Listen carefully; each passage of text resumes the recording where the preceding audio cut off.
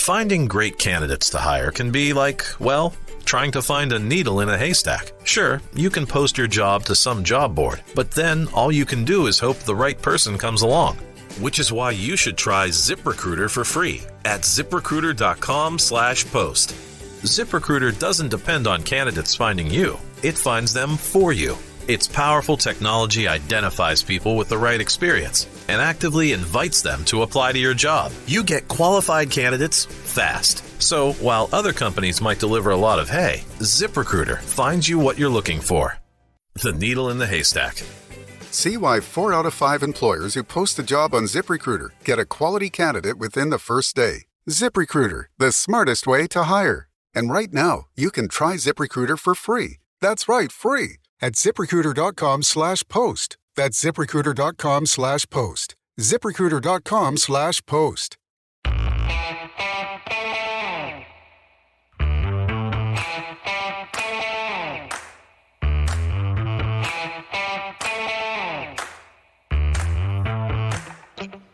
And good evening, everyone. I'm here with Ken McKusick, and we're going to talk about that one great play. No, I'm sorry. Okay, hold on. I'm still going to do the entry to the show. I thought you wanted me to do the. I apologize. No problem. Over then. You're going to lead us into the other stuff. Okay. I apologize. I misunderstood. Count it down, Josh. Here we go. Hi, folks. Welcome to another episode of Film Study. This is Ken McKusick. We're here to continue our series of That One Play. Got a great one for you tonight, and one you probably will not remember if you're a younger football fan. The 1999 Stoney Case to Justin Armour game-winning touchdown pass in overtime to beat the Falcons in Atlanta.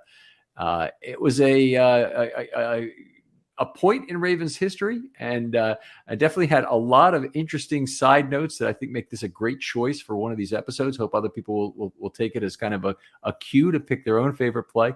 Here to talk about it with me is Jamie Seek. Jamie, how you doing? Good, doing well, Ken. How are you doing? I got no complaints. So, Jamie, you picked this, and I'm sure you had your reasons for it. We've talked a little bit about it, but kind of lead us into where the Ravens are in 1999 at the time of this game. Well, it was, we had gotten through the first 3 seasons, kind of the honeymoon phase, I guess you could say, of football returning to Baltimore. No one, of course, you wanted the team to win, but I think we were excited to be an NFL city again. And it was interesting, too, because I think we were all learning how to be football fans because it's a different experience. I think, things like being quiet when the team's on offense. These are things that when you don't have an NFL team, you don't know about. And of course, this was Brian Billick's first year as head coach after his record-setting year as offensive coordinator in Minnesota. And thankfully, their heartbreak in the NFC Championship allowed us to hire Coach Billick, because if they would have went to the Super Bowl, the Vikings, who knows how things would have worked out. But so I think the city, the fan base was excited because here we have this coach coming in who's this offensive genius. If you remember, he had that playbook with however many thousand plays in it, comp coach and all those things. So we were all very excited to see what this new chapter in the brief history to that point of the Ravens, but we were excited as a fan base. Yeah, very much so. And one of the things I remember coming into 99 is a couple of things. First of all, they'd been on a quarterback carousel a little bit because they never really committed entirely to Testaverde, even though he'd been a Pro Bowl quarterback in the Ravens' very first season. Then they moved on after trying Eric Zaire at the position in 97. They moved on to Jim Harbaugh in 1998. That was another disaster, not an unmitigated disaster, but it was a bad season, another bad one. And one that they really want to get by it. And they had the answer, of course, in 1999 in Scott Mitchell, the left-handed quarterback who once was rated 10th all time among left-handed quarterbacks, where number 9 was all other left-handed quarterbacks. So I remember Rich Eisen's reaction to that was, "Oh, I get it. Funny. He's worse than every other one." So, but it was an interesting pickup for the Ravens, and obviously they were trying again to find their guy at QB.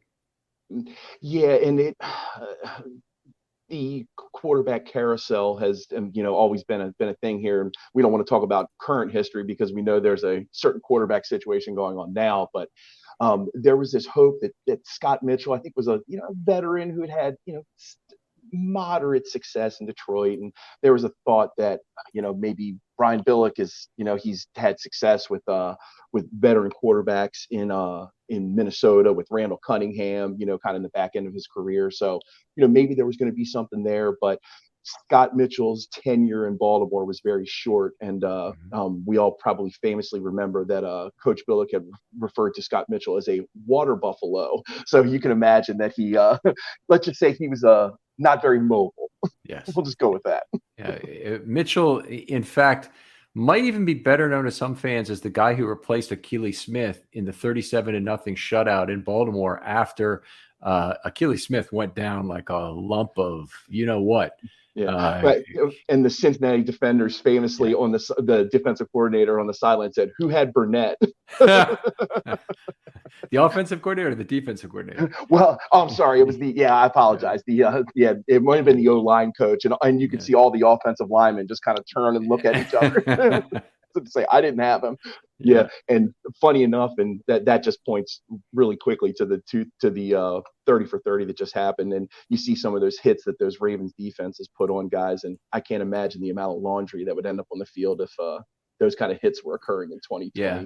Great show. We've had a separate episode about it, so I don't want to rehash it a lot. Sure, but I was a little bit lost in the timeline of the show with them having the footage they had was 2000 game film footage from NFL Films and stuff, and then they had 2001 the training camp Hard stuff Knocks. They did, the Hard Knocks, right? And you kind of lose the time frame on when things were said and when are relative to each other. So it's a lot of that is like lost of it.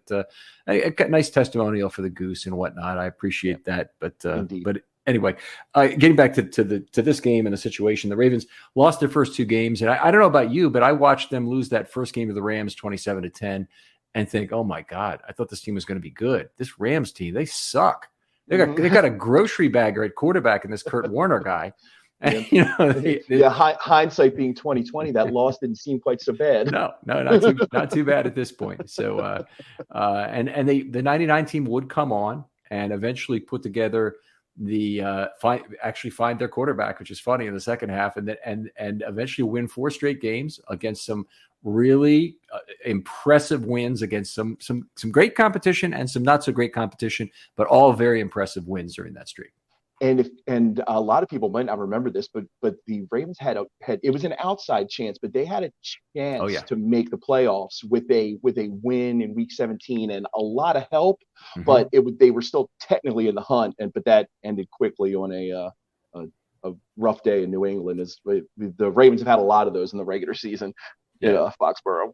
Yeah, they actually, I think they were out actually before they had finished the loss to New England. I think that Oakland or somebody won a game and got but in. At least starting the day, sure. And considering where the franchise had been up to that point, that was, as my father used to say, they were walking in tall cotton at that point. But let's ended with a thud.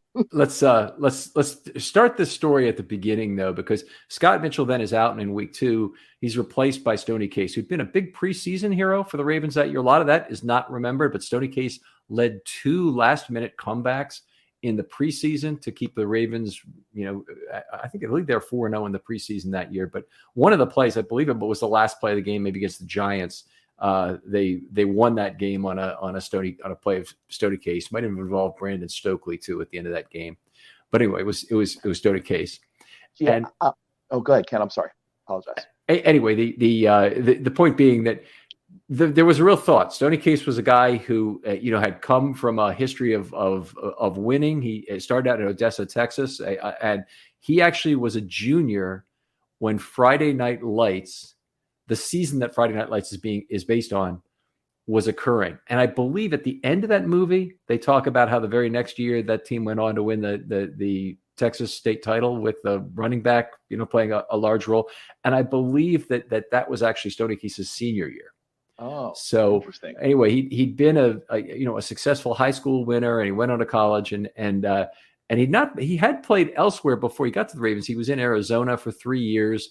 Didn't really play much, but had 5 starts during that period. I'm sorry, 1 start over 2 years and 5 games in that period. Then came to Baltimore at the beginning of '99, and he was in position to take Mitchell's job going into this Week 3 game. In fact, he'd taken over in Week 2, coming in relief.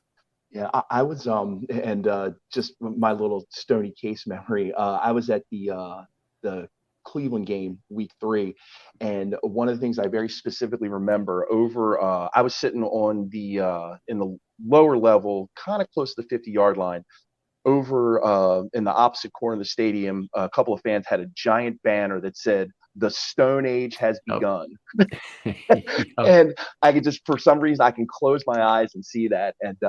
And if you remember that day when you talk about the mobility or lack thereof with Scott Mitchell, that was the thing with Stoney Case, was he had, he could flash some skills as far as being a little bit more elusive in the pocket. And that day against Cleveland, he had 2 rushing touchdowns. 2 rushing touchdowns and 3 interceptions, which Yes. not certainly not a great game, No. but the Ravens won it 17-10 despite those 3 interceptions. And honestly, that was kind of a comeback moment to them. And they got into this Atlanta game in week 4 at 1-2, looking to square their record, looking to get the season really turned around at this point.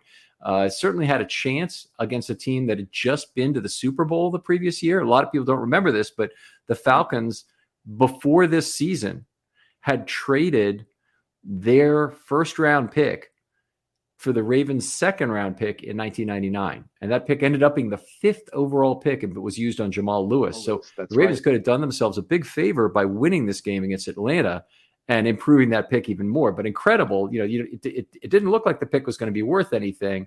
Fans have a, to say the least, non-affinity for any kind of deferred gratification. Let's put it that way. I think fans have such trouble waiting for something. I think season ticket holders have far more patience for this kind of thing. Frankly, I think that's a very clear dividing line that I've seen. But I do think that was a case where it was just ridiculous. The Ravens would not trade a 2 for a 1 in that particular case, and it really, really paid off for them. Yeah, absolutely. And I mean, and that's even worse now. We live in an instant gratification kind of society, if you think about it. So, but it's interesting when you think about these games. And again, the earlier point about trying to learn how to be a football fan. Not as growing up as somebody who I don't really remember the Baltimore Colts. Like, I have very faint memories of them being there. So I always watch the NFL kind of on the periphery. Like, once the Ravens came to town, I was all in. But it's still like to think about what I knew about the game then and what I know about the game now. It's kind of amazing. And looking back at this play and thinking about how something like this, how it happened so quickly and the game just ends like that. And it's really, and now in today's game, we don't play sudden death anymore. So even, with some of the rule tweaks and changes. So I don't know. It's fascinating to look back 24 years ago and think where you were and, what happened on that play. Yeah, this is an extraordinary kind of a game in so many ways. But this game at Atlanta, it was, I'll just start with, by far and by a wide margin, the best game of Stoney Case's career. So he and that said, he averaged 5.1 yards per attempt on the game. So he was sacked 5 times for 29 yards, went 13 of 27, which doesn't sound good in its own right, but he had 2 touchdowns and no interceptions in this game. Big turnaround from Cleveland. Lots of hope for the season. 96.5 rating in the game. And finding great candidates to hire can be like, well, trying to find a needle in a haystack. Sure, you can post your job to some job board, but then all you can do is hope the right person comes along. Which is why you should try ZipRecruiter for free at ZipRecruiter.com/post. ZipRecruiter doesn't depend on candidates finding you. It finds them for you. Its powerful technology identifies people with the right experience and actively invites them to apply to your job. You get qualified candidates fast. So while other companies might deliver a lot of hay, ZipRecruiter finds you what you're looking for. The needle in the haystack. See why 4 out of 5 employers who post a job on ZipRecruiter get a quality candidate within the first day. ZipRecruiter, the smartest way to hire. And right now, you can try ZipRecruiter for free. That's right, free. At ZipRecruiter.com/post. That's ZipRecruiter.com/post. ZipRecruiter.com/post. At that time, a 96.5 rating was really high. It wasn't just, that's okay. That's pretty good for the game. That was high. So it was a nice finish, the Ravens got that game to overtime. You want to talk a little bit about the game itself and what how that game got to overtime? Well, it's just what's interesting, just looking at the game as a whole and the evolution of the game, and talking about 20 some years ago, and you look at the stat line and you see Eric Rett got 27 carries for 136 yards, and other than that, Stoney Case carried the ball 5 times, fullback Chuck Evans carried it once, and Jermaine Lewis carried it once. The idea of a bell cow back was such a thing in that era, which a big reason why, as you alluded to earlier, that draft pick that we got from Atlanta, that we ended up using the following draft on Jamal Lewis, because we wanted to really have that guy.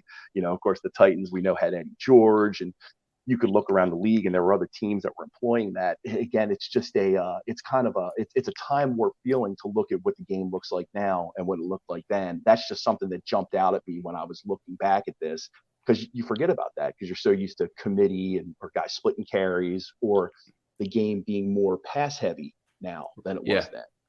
Well, this in terms of the flow of the game, definitely true in terms of all the bell cow backs comments, and there was even some of that left in 2000, but Priest Holmes was still getting a reasonable number of carries that year. In this game, the Ravens actually trailed 13-3 late in the third quarter, but they came back. One of Patrick Johnson's really only contributions to Ravens history. The other big one he made was the catch at Tennessee for the first loss out of Delphia, but threw a 52-yard pass to Patrick Johnson to bring him within 3 to make it 13-10. Actually, with the extra point. There's some offsetting penalties on that play, which led to a disqualification of a defensive back that might have played a role in the remainder of this game.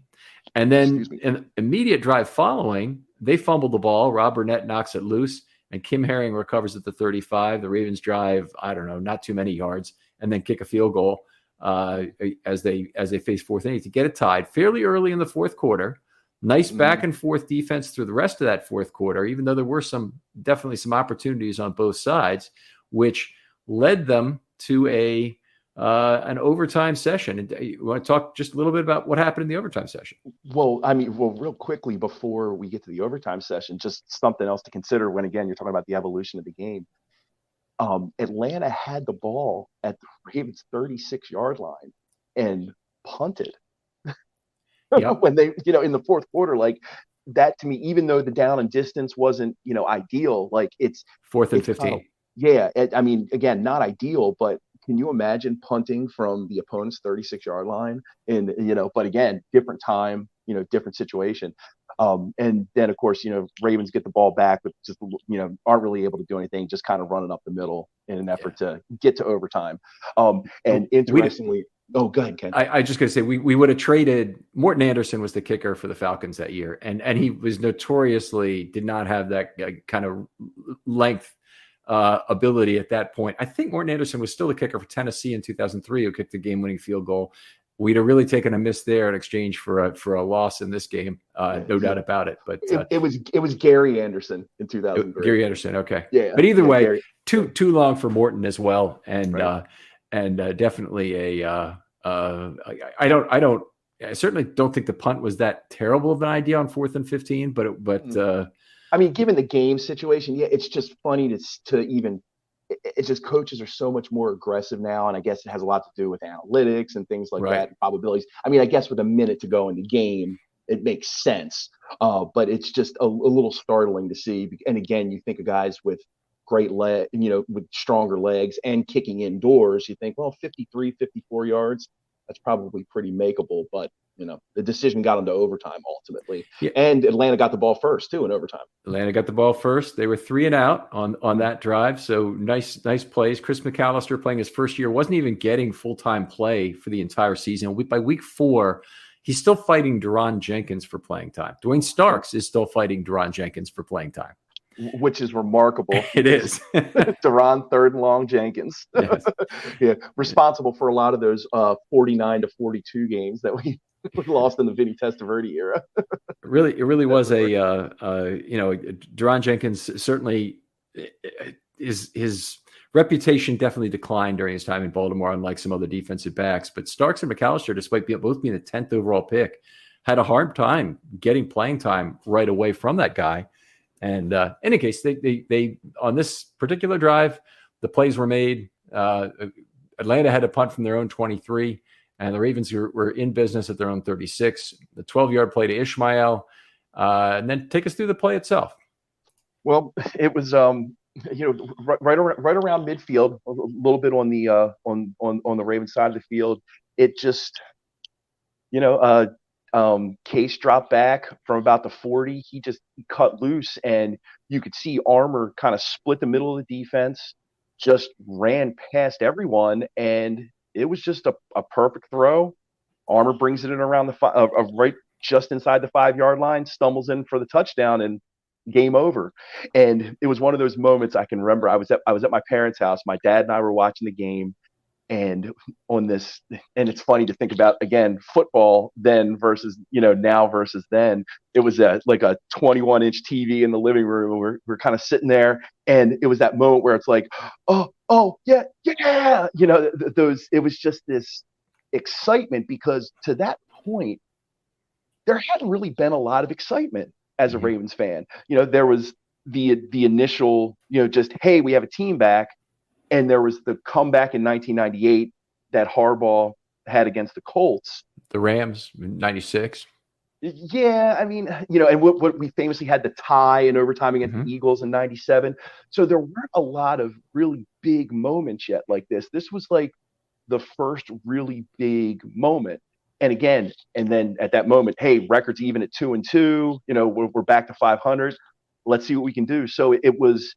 You thought it was going to be this momentum build, because you add to that, hey, like as you said, Ken, Stoney Case had his best game as a Raven to that point, coming off the game before where he struggled, but he ran the ball well. It's like, hey, maybe we've got something in this guy. Oh, look at this wide receiver that we found.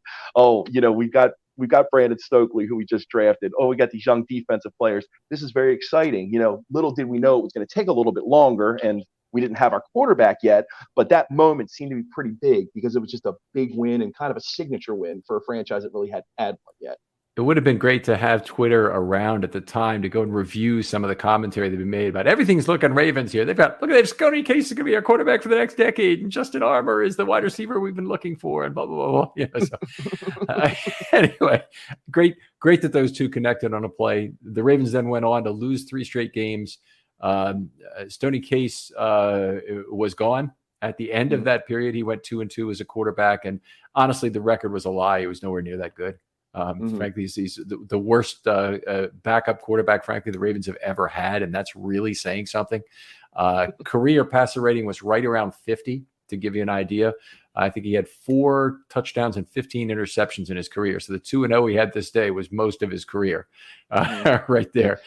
And I think you can sum up Stoney Case's career by, if you go on YouTube and search Stoney Case's career highlights, the video lasts 2 minutes and 17 seconds. Oh, really? Okay. That's interesting.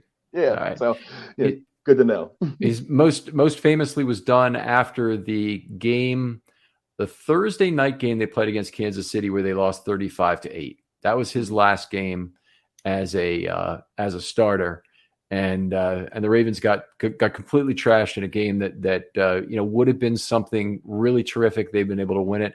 I go between blaming Mitchell and Case for putting the Ravens out of contention in 99, but maybe Billick deserves a share as well for not giving the ball to Tony Banks. Tony Banks was really terrific in the second half of 1999. That didn't last until 2000, and but he was really terrific down the stretch in 1999. Yeah, I mean, Tony Banks always had a cannon for an arm.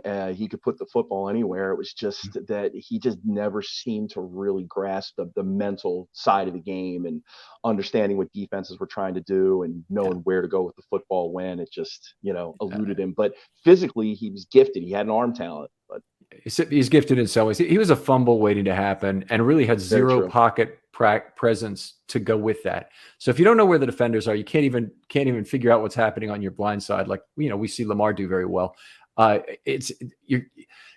So many blindside fumbles. Anytime he took a blindside sack, it was pretty much fumble. I think his hands might have been a little small in addition to, which was part of the problem.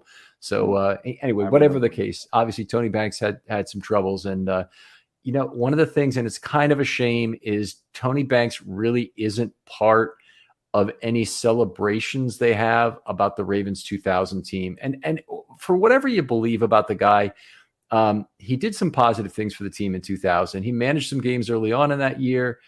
He certainly brought him back in the game against Jacksonville to get the win. And it's just kind of a shame that he's not remembered more positively. And in 1999, frankly, if they'd have gone to him a few games earlier, I think the Ravens probably would have made the playoffs. Yeah, well, definitely would have been an interesting maybe change in the course of history there, because that offense came alive for about 6-7 weeks there in the second half with Banks at the helm, and you started to get a glimpse of what Billick wanted to do. But that's one of those great what ifs too with Brian Billick's tenure. If ever he could have gotten that legitimate franchise quarterback, what could his offense have looked like here in Baltimore? But it wasn't to be. But we still did have some great moments with him. Would have been fun. It's for another episode to say what Billick and Jackson could have done together potentially. But Jamie, really appreciate having you on. This is always a great trip down memory lane to have these things. We went down a few extra rabbit holes on this one, went a little long, but that's okay. Tell folks where they can find your stuff online. Well, I do some contributing and podcasting at BaltimoreSportsAndLife.com. Great message board, discuss everything Baltimore sports and throughout the other leagues, Maryland Terps, anything else that interests you. And I am on Twitter at primetime667083. 66, 70, 83. Okay, I can put those numbers together. Yeah, I think you could. Much appreciated, Jamie. Other folks out there, if you'd like to be on That One Play podcast, love to have you. There's still time, and it's going to go on, I think, pretty much the whole season, whole offseason, I should say, since we've had a lot of interest in this topic. Still tons of great plays in Ravens history to pick from. Just suggest one. There's a pretty good chance it hasn't been taken. If you have 3 or 4 in your pocket, that's all the better. Hit me up with a DM on Twitter. Always open. I promise I'll get back to you very quickly, and we'll get a quick recording if you're ready to go. Jamie, thanks again for coming on. Appreciate it, Ken. Always a pleasure. We'll talk to you next time on Film Study.